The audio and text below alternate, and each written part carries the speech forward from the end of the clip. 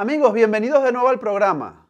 Hoy con nueva etapa en nuevo estudio. Desde aquí continuaremos analizando, como siempre, las noticias, la actualidad respecto a nuestro país y que afectan a los venezolanos no solo en el territorio, sino en todo el mundo. Y hoy, Edmundo González, presidente electo, ha terminado donde tenía que terminar, ha ido donde tenía que ir, a la Conferencia Mundial de Seguridad en Múnich, después de esa gira diplomática, después de esas visitas de cortesía, ahora se ha reunido con personalidades de alto peso en todo el mundo. Hoy se reunió con el ministro de Exteriores de Israel, Gideon Saar, y ha confirmado que va a visitar ese país. Ha confirmado que va a visitar Israel, sin duda, un país importantísimo, porque allí sí se libra una lucha sin cuartel en contra de los grupos terroristas que están atentando contra la integridad del Estado de Israel,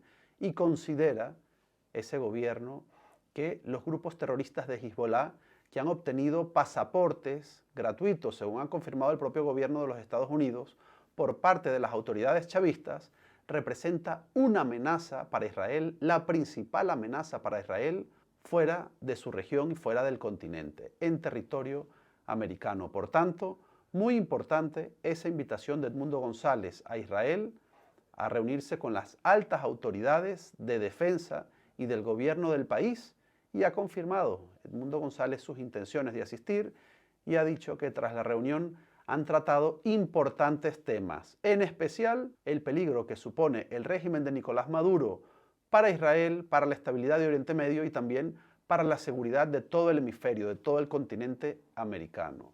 Escaso en palabras, escueto en declaraciones, Edmundo González se mostró satisfecho de esta reunión con el ministro de Exteriores israelí, que marca el inicio de una nueva relación más estrecha con este importante gobierno y aliado de la causa venezolana.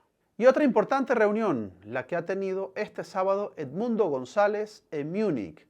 Reunión con el fiscal Karim Khan, fiscal de la Corte Penal Internacional, con quien ha tratado, por supuesto, el asunto de las investigaciones contra crímenes de lesa humanidad ejecutadas, ejercidas, ordenadas por altos representantes del chavismo. Mucho más escueta, mucho más sucinta ha sido la información que ha trascendido de esta relevante reunión, pero Edmundo González ha manifestado su satisfacción. Ha dicho que ha salido satisfecho y esperanzado de esa reunión con Karim Khan.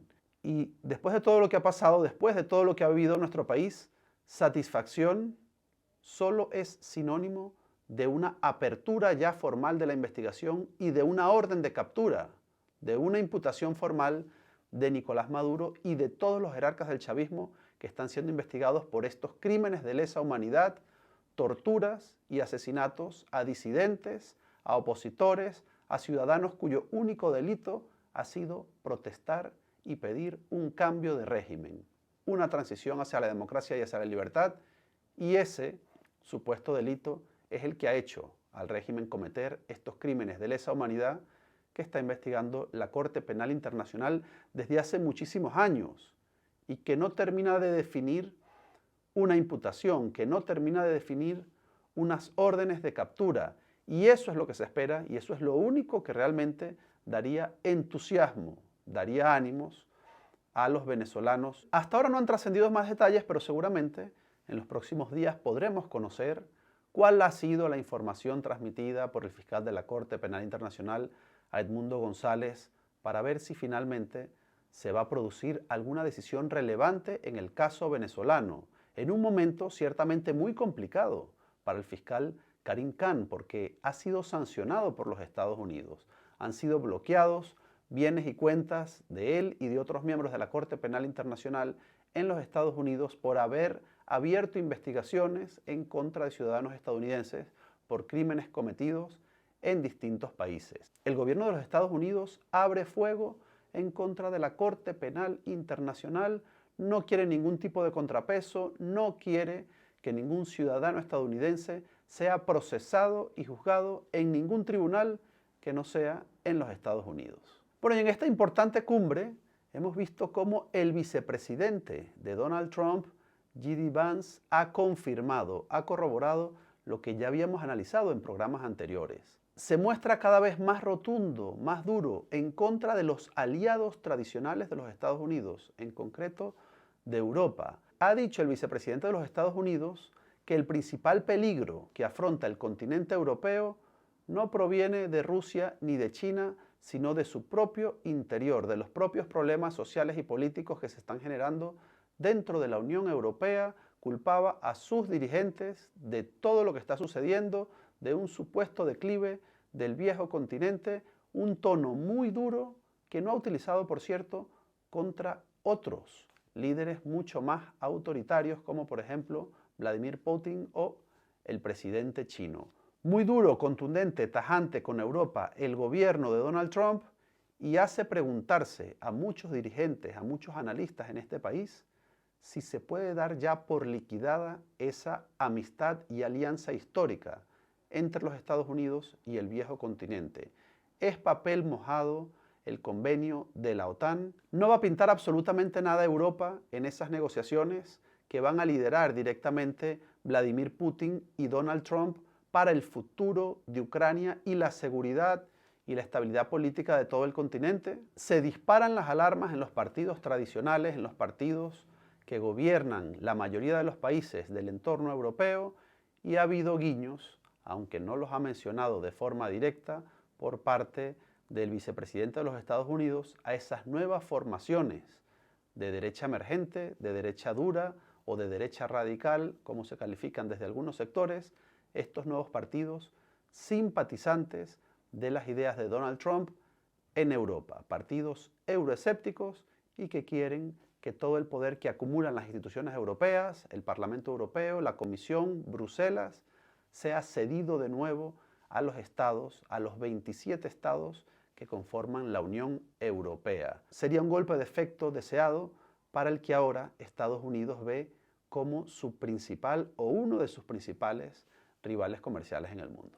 Y allí en esa conferencia, Edmundo González, el presidente electo, está intentando aprovechar la agenda, los contactos con estas personas que están dirigiendo la política de seguridad en el mundo, con los grandes líderes que están atacando el terrorismo, el narcotráfico, en definitiva, la seguridad de las principales potencias del mundo, de América, de Europa y también de Asia. Un Edmundo González que, según algunas informaciones de prensa, estaría recibiendo presiones por parte del régimen de Nicolás Maduro para que no regrese a América Latina.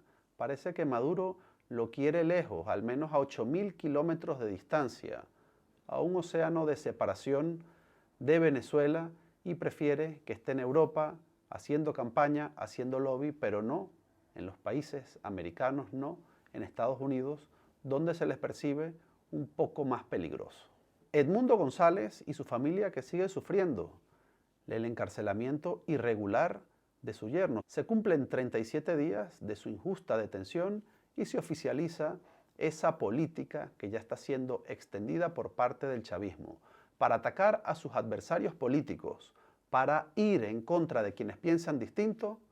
Encarcela, juzga y tortura a familiares, a hijos, a yernos de esos adversarios políticos. Y los ejemplos hoy son múltiples. Una periodista que trabajaba para el portal de La Patilla en La Guaira fue detenida por el activismo político de sus padres.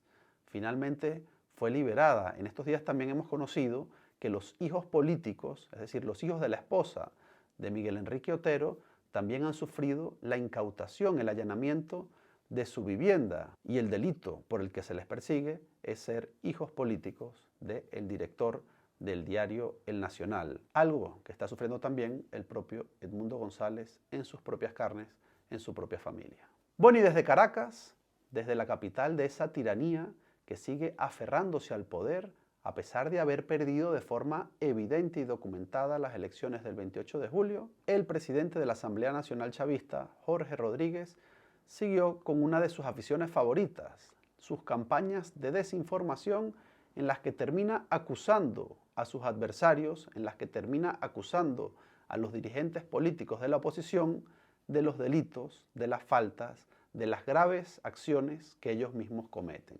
Y resulta que Jorge Rodríguez en un canal público que debería ser de todos los venezolanos, pero hoy es utilizada como una plataforma de campaña descarada de ese régimen criminal, aseguró que María Corina Machado paga a todos los periodistas, a todos los influencers, $2.000 por cada opinión favorable a ella que emiten. No se pierdan el razonamiento y la acusación de Jorge Rodríguez. ¿Tú sabes cuánto paga María Corina Machado? ¿Cuánto paga? Por cada artículo, por cada post, por cada opinión que dé un influencer, por cada uno $2.000. Así que usted está diciendo creo que eres de los periodistas que recibe menos remuneración porque tú eres un periodista honesto y decente y tú no aceptas ese tipo de palangre. Bueno, Julio Riobó, ese entrevistador, ese periodista de Venezolana de Televisión, calificado como un periodista honesto y decente. La campaña al revés. Acusan a los medios críticos de ser pagados por la oposición, mientras que los medios públicos son incólumes, imparciales, insobornables, a juicio de Jorge Rodríguez. Una patraña, por supuesto, que cae por su propio peso. Bueno, y en estos días en que los líderes mundiales que se encargan de la seguridad internacional están reunidos en Múnich, en Alemania, se está debatiendo el futuro de Ucrania. Ya Estados Unidos ha designado a las personas que van a estar sentadas en esa mesa de negociación.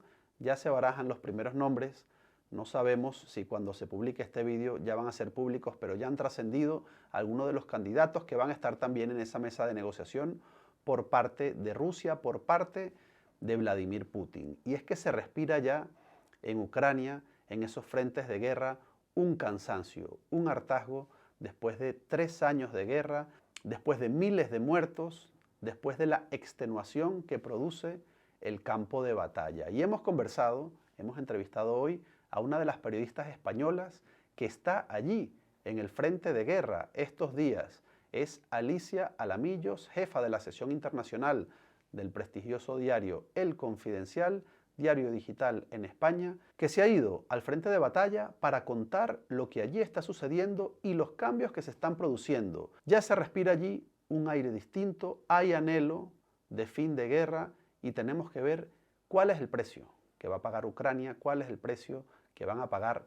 esos soldados, esa población completamente cercada, atacada por los soldados de Vladimir Putin. Con miras en los cambios en el frente de guerra y también de este cambio diplomático, esta es la entrevista con una de las periodistas que ha estado en el frente de guerra y que está siguiendo esas negociaciones de paz en Ucrania. Con ustedes, Alicia Alamillos. Alicia Alamillos es periodista jefa de la sección de Internacional para el Confidencial, con amplia experiencia Sí. cubriendo terreno internacional, conflictos internacionales y ahora en Kiev. ¿Es seguro Kiev en estos momentos? Bueno, es una cuestión de relatividad, ¿no? Es un país en guerra, entonces, por ejemplo, para mi madre no, nada le parece seguro, por supuesto, y es verdad que Putin tiene una forma de actuar que para los que lo conocen es muy llamativa, porque le encanta mandar mensajes en forma de drones o bombas y ataques, ¿no? Y misiles. Entonces, por ejemplo, los ucranianos siempre te dicen, uy, mañana es el aniversario de los 80 años de la victoria sobre los nazis, no sé qué, quédate en casa, porque Putin manda misiles. Entonces, es verdad que estos días, desde que Trump abrió esa puerta a que empezaran ya las negociaciones y Zelensky se ha vendido como, bueno, sí, sí, vamos a las negociaciones, pero intercambiaremos territorios, cambiemos Kursk por lo que los rusos han ocupado, pues la respuesta de Putin ha sido a través de varios ataques con misiles balísticos. De hecho, no sé cuándo saldrá este vídeo, pero ayer hubo un ataque contra el sarcófago de Chernóbil con un dron, que bueno, no es un ataque que fuera a significar nada, porque no iban a destruir el sarcófago de Chernóbil, pero sí es una señal de decir, bueno, tengo todavía la baza del chantaje nuclear, señor Donald Trump, tú verás lo que quieres. Es más seguro que obviamente cualquier ciudad del frente, porque no recibe tantos ataques y porque está muy bien defendido por las defensas antiaéreas también. Claro, hay determinados barrios que si es el barrio donde están las oficinas del SBU, de la inteligencia ucraniana, pues ahí no van a caer misiles porque habrá defensa antiaérea defendiéndolo, o el Palacio de Zelensky o cualquier cosa de estas, pues está más protegido. El Donbass está menos protegido, te puede caer más misiles. Y en cambio el Donbass, pues Por ejemplo, en Kramatorsk, que acabo de estar allí, una noche pues, se oyó el típico estruendo y era porque habían bombardeado la estación de power, o sea, de electricidad, y nos quedamos un día y medio sin electricidad. O sea, eso sí pasa más a menudo. ¿Qué has descubierto, Alicia, en el frente de guerra? ¿Cuál es la noticia que has llevado a tu diario? Pues la verdad que periodísticamente es curioso porque, claro, ha pasado lo de Trump y todo lo del frente ha quedado como en segundo plano, porque ahora mismo estamos hablando de ese elemento más diplomático o de relaciones. ¿Qué he descubierto? Yo llevaba unos meses ya sin ir al frente, he descubierto que obviamente están cansados, son unos soldados que muchos eran voluntarios desde 2022, llevan 3 años sin hacer renovación. En el este, cerca de Bakhmut, que fue conquistado pues, por los rusos, estaba allí con una unidad de artillería, que ellos viven en una especie de madriguera, una trinchera que construyen bajo tierra para estar también un poco tanto a resguardo como no congelados de frío, y llevaba allí a lo mejor desde hace un año sin salir, porque está muy cerca del frente y porque está habiendo problemas de rotación. Entonces son soldados, no pasa con todos, ¿eh? Hay muchos que pueden pasar el fin de semana con las familias o lo que sea, pero los soldados están cansados, claro que están cansados, es una guerra muy larga, tanto porque pensaban que a lo mejor Putin iba a llegar mucho más rápido a Kiev o como pensaban que se iba a acabar antes, que iban a ganar los ucranianos. Entonces, a pesar, en cambio, de estar tan cansados, de decir, mira, lo mejor es que se acabe ya y que deje de morir gente, cuando le preguntabas, bueno, entonces, ¿quieres la paz de Putin? ¿Qué quieres? O sea, ¿qué significa victoria para ti en Ucrania? Porque ahora mismo lo único que hay sobre la mesa, según lo que vemos a Trump y lo que vemos con Putin, es que Ucrania ceda territorios, pero sobre todo ceda soberanía. O sea, es que ni siquiera estamos hablando de que ceda Crimea, que podía ser hipotéticamente una cosa que, bueno, tampoco pasa nada, por así decirlo, ¿no? Sino que Putin tenga derecho a elegir el presidente de Ucrania o que tenga derecho a decidir si Europa va a dar unas salvaguardas de seguridad o no. Entonces, eso es perder la soberanía, dejar de ser un país realmente. Y entonces, cuando le preguntas eso, te dicen, no, pues es que no hay otra. O sea, no tengo que seguir luchando, porque ¿qué voy a hacer? O sea, volver a casa para que luego en unos años Rusia nos vuelva a invadir, o que en unos años el ucraniano esté prohibido, en unos años que toda nuestra política dependa de Vladimir Putin y no nos deje ser un país independiente, de que están cansados, pero no tienen una alternativa. O sea, no es como, por ejemplo, otras guerras que dicen, bueno, aquí se acaba y ya está, y cada uno gana sus cosas. No, no, es que Ucrania es una cuestión existencial. O sea, si pierden, han perdido como Estado. Y es súper interesante como ya los drones, que a lo mejor en nuestra cabeza solo sirven para sobrevolar y ver cosas, están ahora con un dron, lo utilizas para acabar con 3 rusos. O sea, ya no es un dron contra un tanque, ya no es un dron contra un blindado, ahora es un dron contra soldado. La guerra de los drones ha cambiado absolutamente lo que al principio parecía una guerra muy clásica, una guerra de artillería, de Bradleys, de tanques y demás, sino que ahora mismo es eh, drones y antidrones. O sea, esa es la gran tecnología y que ya usas menos hombres porque estás usando drones. ¿Cómo organizas tu trabajo en el frente de guerra? Es decir, ¿cómo es Ujú. hoy un corresponsal de guerra diferente de lo que era en los años 80 o en los años 70? En el inicio de la invasión, por ejemplo, había muchos casos, cuando las tropas rusas todavía estaban en la zona de Kiev, muy cerquita, que llegaban los periodistas pensando que, bueno, es una zona de guerra, obviamente lo sabes, pero es que te equivocabas de calle y de repente te encontrabas al soldado ruso que podía dispararte. Esto es un caso que ha pasado mucho en Irpin, ¿no? A periodistas españoles. Bueno, de hecho, un periodista extranjero murió en un fuego cruzado porque estaban en Irpin, que era una zona ocupada por los rusos, que estaban los ucranianos intentando liberar y estaban calle a calle. Si te equivocabas, te encontrabas con los rusos. Eso es una cosa que ya no pasa. O sea, ya no pasa, ya no, el frente está mucho más claro, ya hay una línea de frente, entonces ya no me voy a encontrar nunca con un ruso, con lo cual que para mi seguridad es muy positivo, porque a mí, por ejemplo, me surgió la oportunidad en una ocasión de montarme en un autobús que estaba intentando evacuar a un orfanato de niños en la zona ocupada por los rusos, en la zona de Gerson, cuando todavía los rusos ocupaban Gerson. Y me surgió la oportunidad de ir y tuve que decir que no porque íbamos a pasar a territorio ruso y era peligroso en el sentido de yo voy a ser detenida y bueno, a saber la típica pregunta de, bueno, a saber si torturada o lo que sea, ¿no? Entonces, es verdad que eran unos momentos de tus assessment de seguridad eran distintos a los que son ahora. Ahora, por ejemplo, las líneas de frente son mucho más claras, entonces tú te acercas, pues si tienes coche con coche, si tienes tren, pues en tren, que es un poquito así, hasta la última ciudad y allí empiezas a atender tus redes con las brigadas ucranianas. Yo tengo mis propios contactos, entonces es más fácil porque llamo a mis amigos y les digo, oye, ¿te importa que vaya contigo hasta la línea del frente? Y estoy con ellos, ¿no?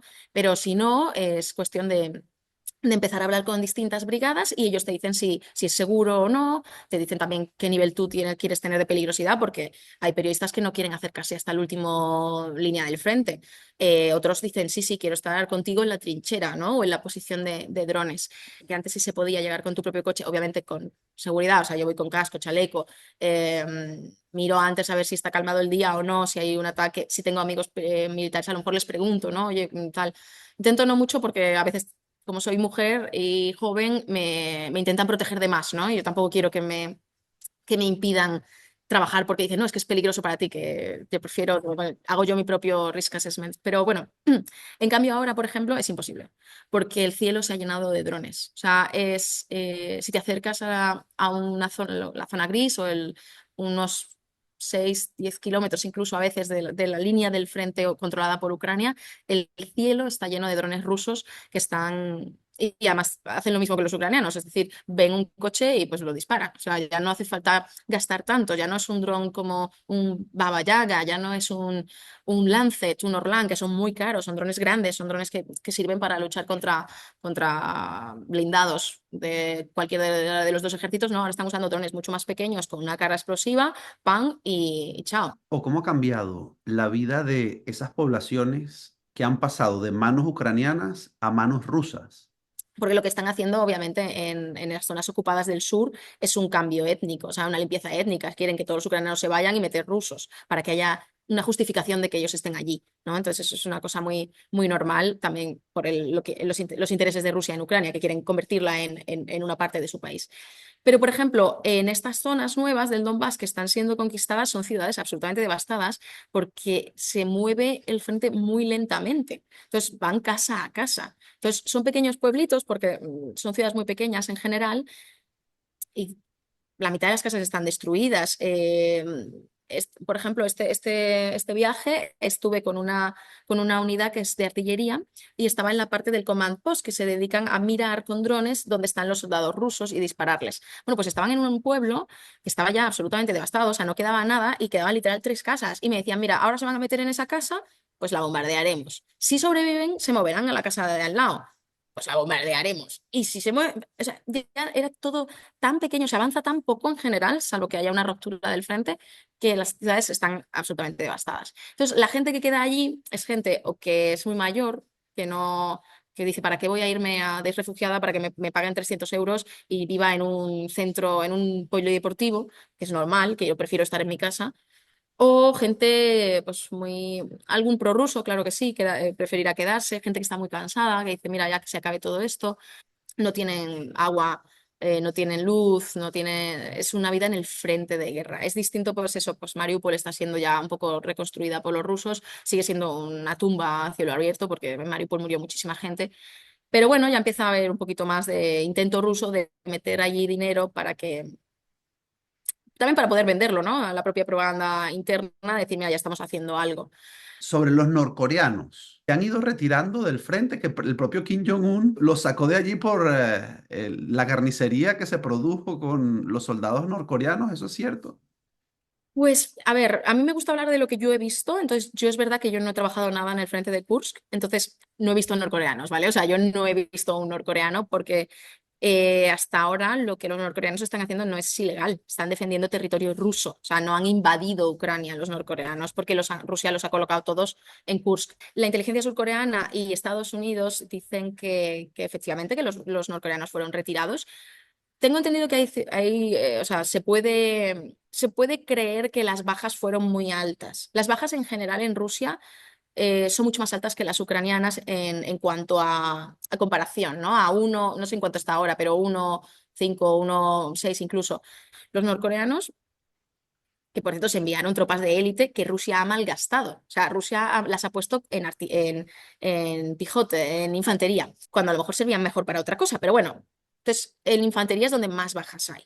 Y luego, aparte, los norcoreanos, por cómo se les ha educado, hemos descubierto pues varios vídeos, cómo trabajan contra los drones. Son muy muy de enfrentar el riesgo muy directamente. O sea, ven el dron viniendo, entonces hay uno que se queda mirando el dron como cebo y mientras tanto hay otro ruso, otro norcoreano que intenta derribar el dron. Pero es una estrategia peligrosísima. O sea, pues muy valiente por ellos, pero es difícil. Entonces, sí que me creo lo de que hayan sufrido unas bajas muy grandes. No eran tantos soldados, o sea, estamos hablando de 11.000, 15.000 como mucho. Entonces, bueno, no iban a cambiar el frente, ¿eh? O sea, Rusia los ha puesto ahí para poder ella mover otras cosas a la zona de Ucrania. Entonces, bueno, a Ucrania obviamente le interesa que sigan estando los norcoreanos, o sea, decir que siguen estando los norcoreanos, porque entonces esta guerra es una guerra global, es una guerra mundial, porque ya hay, o sea, hay otro país metido en la lucha, o sea, con soldados.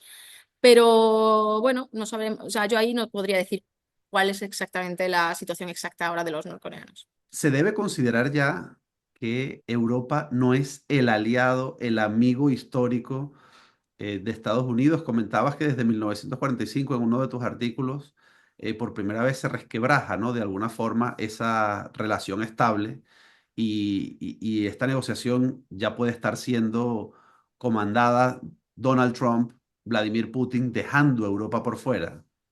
Hmm. La posición de Europa está siendo absolutamente deplorable. Hemos subcontratado a Estados Unidos nuestra defensa. Europa lo ha intentado con Rusia y tenemos el mayor ejemplo en Alemania. O sea, Alemania tenía en la cabeza esa idea y es el mismo estrategia que estaban usando con China, de que si inviertes en Rusia, si la tratas como un país normal, a pesar de que democráticamente no es un país normal, Rusia, podía cambiar Rusia. O sea, que si de repente hacías negocios con ella, pues contratabas el Nord Stream, que obviamente Alemania se beneficiaba, era gas muy barato y ha construido su economía en base a ese gas barato de Rusia. Eso iba a hacer que Rusia dejara pues, sus aspiraciones imperialistas y que a lo mejor avanzara hacia una democracia. Obviamente no ha funcionado, o sea, ya lo tenemos clarísimo. Pero bueno, el caso es que Europa a cambio subcontrató a Estados Unidos y obviamente o sea, nos hemos quedado como tontos aquí ahora mismo. No tenemos nuestra propia defensa, es absolutamente dependiente de Estados Unidos y nos quejamos de que no estamos en la mesa. Y digo, bueno, es que no eres un niño que se tenga que quejar de estar en la mesa, es que tienes que forzarles a que te metan en la mesa haciendo algo. O sea, que tú tengas que ser actor. O sea, si no actúas, ¿para qué te van a llamar? O sea, si solo sirves para ralentizar las negociaciones o lo que sea. Entonces, creo que sí que la llegada de Trump, pero lo llevamos diciendo mucho tiempo, he supuesto ese sopapo de, venga, despierta, pero no estoy muy segura de que lo vayamos a conseguir. Creo que estamos un poquito acomodaticios en ese sentido y ya sea por un lado, ya te digo que no es necesariamente invertir más en defensa, que es importante, sino más bien que lo que digamos cuente para algo y no estamos en ese punto, o sea, en lo que dice Europa no cuenta para nada y Trump lo sabe. Ahora, también te digo, desde Ucrania a lo mejor es un poco estado de negación, pero todavía se ve que no estamos en ningún punto todavía de darlo todo por perdido.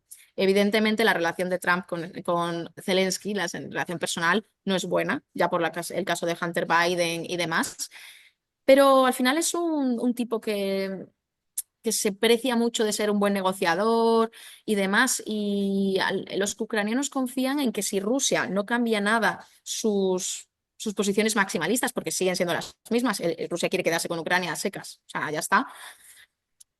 Es interesante ver si Trump compra el discurso, porque para los ucranianos, si Trump nota que Rusia no va a ceder en nada, que no es una negociación, sino que simplemente es regalarle todo, a lo mejor dice que no, porque tampoco, o sea, al final los intereses de Trump tampoco son los de Rusia exactamente, ¿no? Entonces todavía hay mucho margen para las negociaciones.